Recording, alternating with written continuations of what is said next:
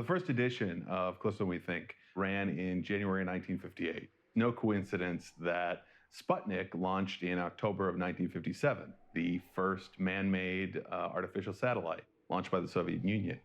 The first strip was actually about man-made satellites. And that's what fascinates me about it, is that Closer Than We Think was pristine artifact of the Cold War in that respect. It was a direct response by the United States to get kids interested in science through the funny pages. We kind of forget that the Sunday Funnies was this popular medium, especially in the 1950s, that everyone read.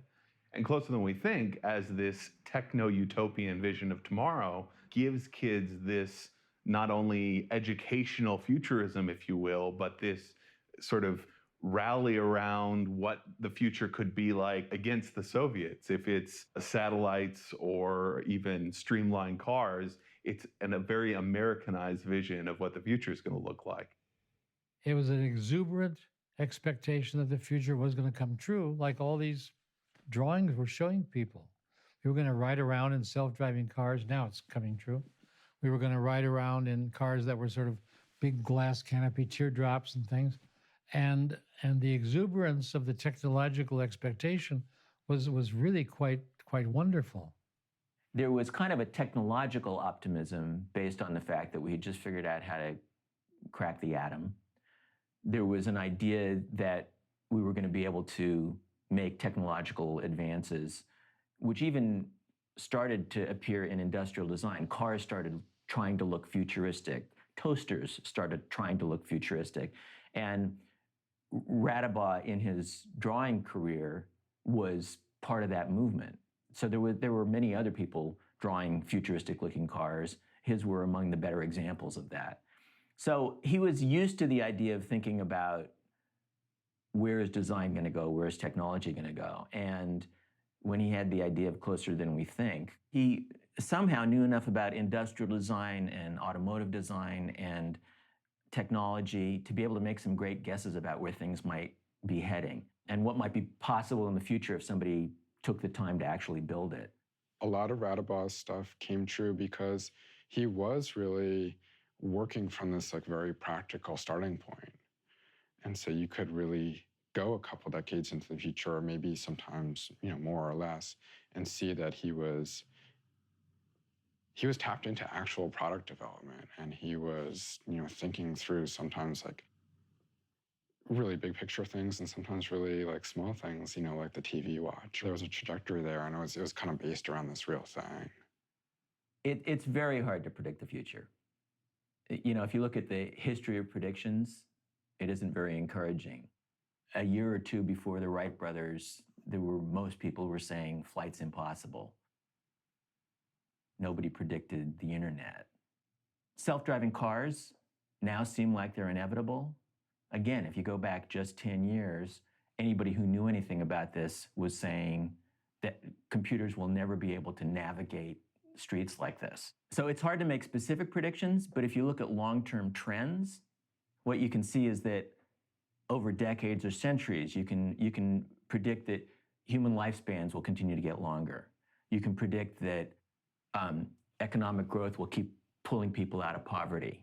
You can predict that everyone on the planet will be connected to the internet, which means that all those billions of brains that so far haven't been able to contribute to human culture will be able to. Those kinds of predictions you can make because you're looking at the long term and trends, but making a specific prediction about a specific piece of technology is really hard, which is why what Radebaugh has done, or what Radebaugh did, was so amazing and kind of unbelievable when you take a look at it. We learned he was called an Imagineer because we would read it in various places. It was presented as a sort of official feeling like he was not just an Imagineer, but he was the Imagineer. It was a word that we weren't familiar with. That was assigned to him because he'd earned it. It just had that feel. I've never seen it anywhere before or since, except some years later when he wasn't using it anymore, and it was suddenly owned and I'm sure copyrighted by Disney and their Imagineers. It seems to have originated with Alcoa Aluminum in 1943. It seems to have become a very common term at that point, where they were advertising that you should do Imagineering to enhance your business. And then other people started using it. So there's a good chance that Radebaugh didn't create the term and just absconded with it, you might say, and made it his own. And then it becomes a term that is applied to numerous people like Bill Stout, who did the Stout Scarab automobile and did the Ford Tri-Motor.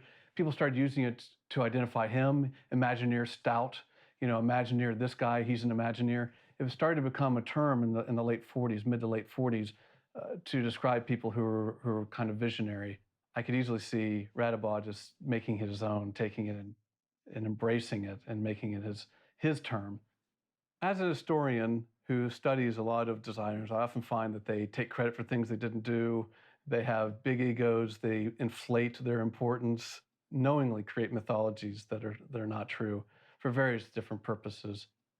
Radebaugh says he created the Ferris wheel parking lot, and that was actually something done by Westinghouse in the 1920s, probably before he even started as an illustrator, as well as it was at the 1933 World's Fair, and they were all throughout Chicago. Why he took credit for that, did he think he could get away with it because it's been so long, or did he actually think that he invented it? I don't think he actually invented it. I'm convinced that he actually knew he could get away with it. I get the impression that when people see this, they see hope, and I see fear. It's, the ways that we might be able to survive a suddenly perilous world, but it's all an escape plan. None of it, to me, is particularly positive. People are living in bubbles, or under the water, or in space, because the world has been destroyed. To me, it's frightening.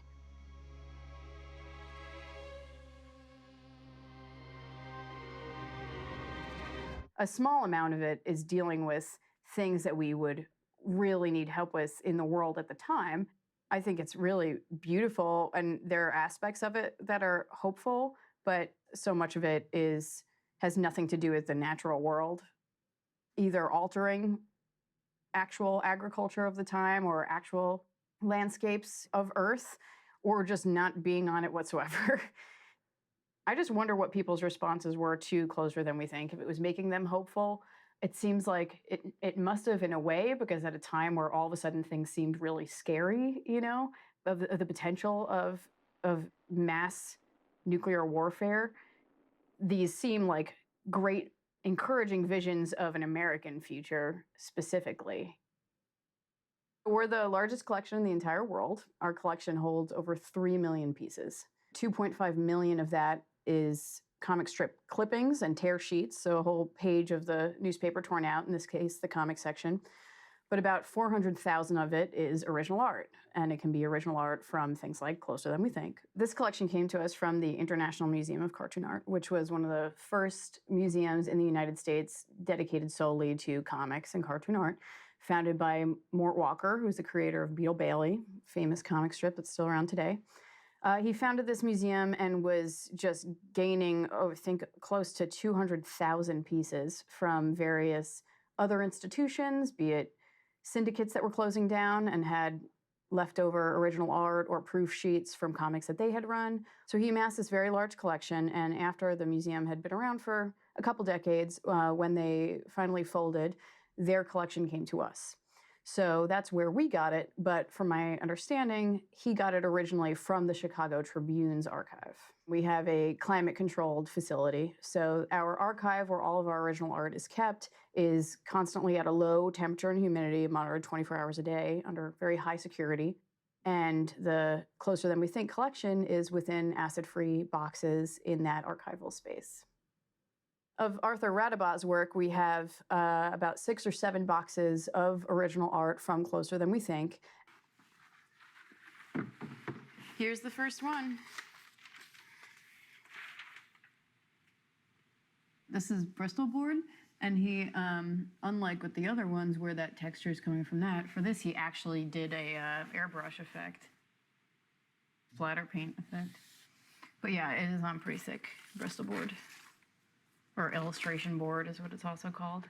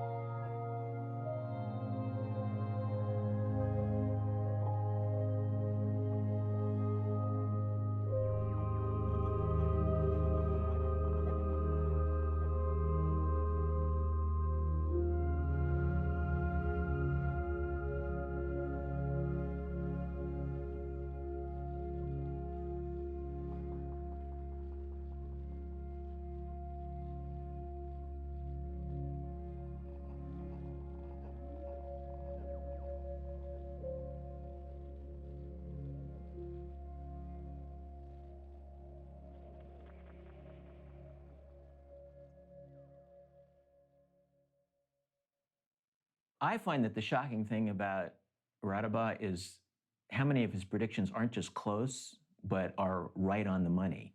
So it's kind of crazy stuff that he was inventing or fantasizing about in 1960 or 61 is only now happening.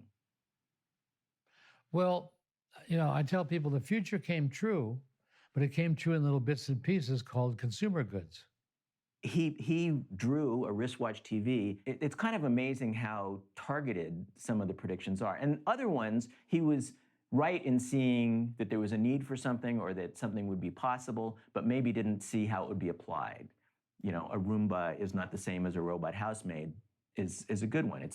They're not exactly the same, but he was seeing that we were going to have robotic appliances doing some of the heavy lifting of housework that nobody wants to do.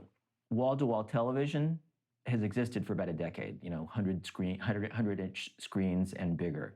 Robot warehouses now exist. Amazon is mostly robot warehouses.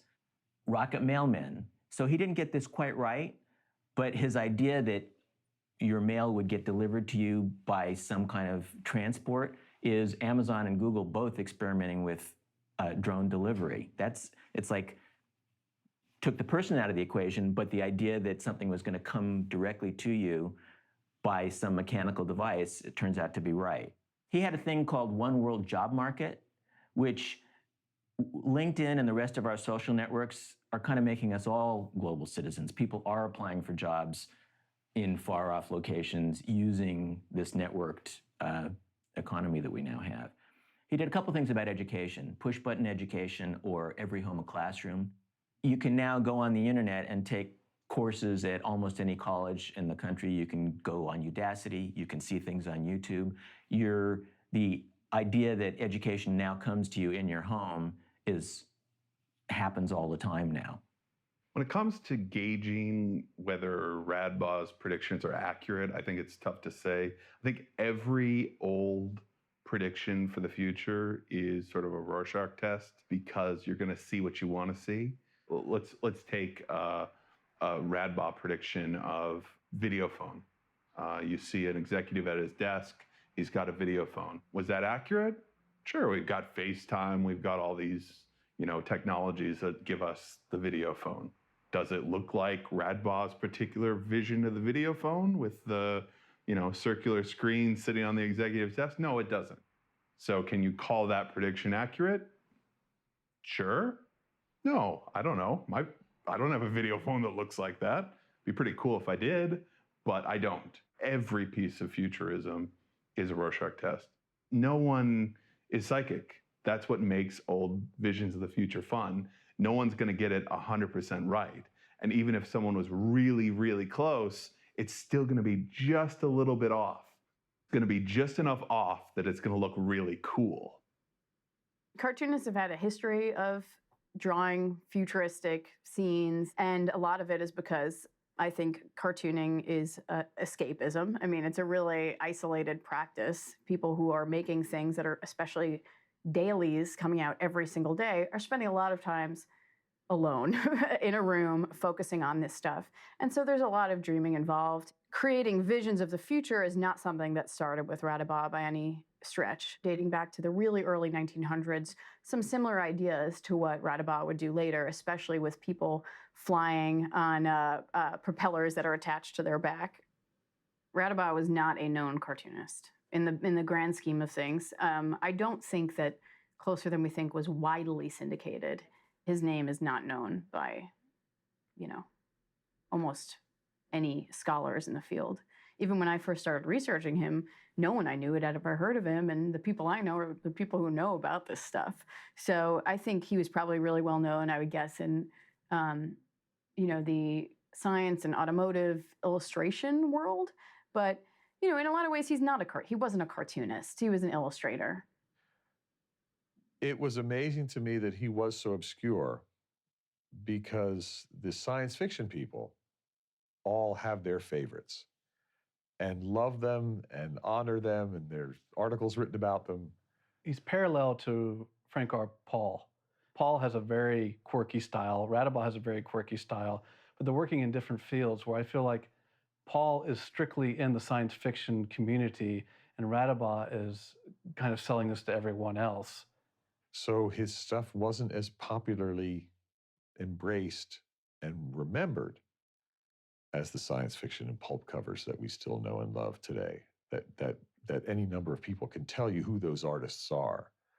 He had just fallen through the cracks.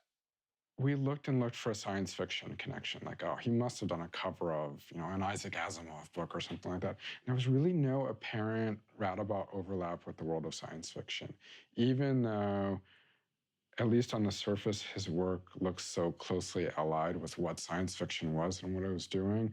I feel like in some ways I want to tease out this difference of Radebaugh was sort of working on futuristic consumer products.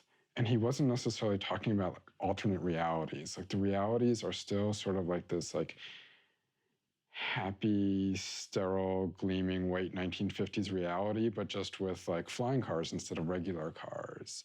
That was a little bit different from what at least some of science fiction was doing and sort of proposing these different futures in which fundamentals were really different. Radebaugh's work was external and superficial. It was superficial in this really captivating, beautifully wrought way. But it was really about, I think he said it himself. I mean, his quote is, halfway between science fiction and designs for modern living. He was definitely always on the consumer end. And maybe it's just because his professional life was within the commercial art world. Maybe he could have taken a different path and ended up, more enmeshed with science fiction or with film or something like that. But he really was largely a commercial artist. And so his material is all kind of riffing off of, here's this consumer product we have now. Here's what the Radebaugh version of this looks like that is so much cooler, glossier, more luminous, partakes of this sense that the things that we think of as futuristic, aerodynamic and rocket propelled and atomic and, micro or macro or whatever, made something seem really futuristic at that time. Closer Than We Think is largely forgotten today. When I first started blogging about it and learned about Closer Than We Think back in 2007, there wasn't much online about it at all. Most people had forgotten about it, obviously, since it was a 50-year-old comic strip. There was sort of this residue from it. It had inspired so many things. It was this cultural touchstone from 1958 to 1963 that inspired things like the Jetsons. The Jetsons obviously touched so many people. It premiered on the tail end of Closer Than We Think's run, which ended in January of 1963. The Jetsons premiered in late September of 1962. But we forget that the Jetsons was a parody show. The Jetsons was parodying things like Closer Than We Think. Closer Than We Think was this sort of golden age of futurism, if you will. And the Jetsons came around to parody it precisely that thing. And people who were too young when they saw the Jetsons don't remember that. They remember the Jetsons as that pure futurism. They remember the Jetsons not as this parody show, which it was, not as this great ridicule of futurism that people had been going through, with the flying cars and the jetpacks and all of the golden age that had already happened. A lot of the Closer Than We Think features are being fed from articles that Radebaugh was reading at the time. Maybe friends of his that were scientists or engineers were sending him this stuff. He was processing it and writing the text that would feed into these beautiful illustrations that he would build around them. He even put himself in a lot of the features as the narrator. So this is entirely his dream world that he's coming up with, but oftentimes inspired by other scientists and engineers that were actually doing this research at the time.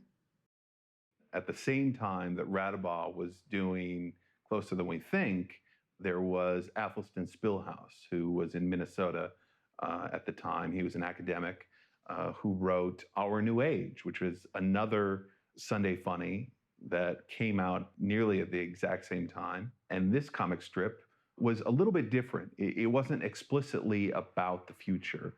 It had plenty of futuristic themes, but it was much more broadly about science and technology. And Athelstan Spilhaus actually said explicitly that he wanted this comic strip to inject some subliminal education into the Sunday funnies. Contrasting with Closer Than We Think, he was very explicit in saying that this was a direct response to Sputnik and the Soviet Union's threat to the Western world, as it were. The differences between Closer Than We Think and Our New Age are pretty interesting in that both were very techno-utopian, if you will. Both were very optimistic. Closer Than We Think was much more sort of fun-loving. Closer Than We Think took it 3 steps further. Our New Age certainly had a futuristic bent, but it definitely felt drier. It definitely felt more educational, if you will. Not to use that in a derogatory way, but it definitely felt like something that you'd read in school. Closer Than We Think had the streamlined cars, the supersized crops, and much more fantastical visions of the future. Our New Age sort of flirted with that on occasion. Our New Age had kangaroo butlers. It definitely didn't hang its hat on the more outlandish visions of the future, which isn't to say that Closer Than We Think was always outlandish. It certainly had a lot of things that have come true. Mechanized hearts, satellites, all kinds of things that we have today. Our New Age is this huge multi-panel strip, whereas Closer Than We Think is a single panel strip. And Our New Age takes advantage of the multi-panel strip because it typically chronicles history, present to future. That's sort of the way that every strip is structured, whereas Closer Than We Think is just about the future.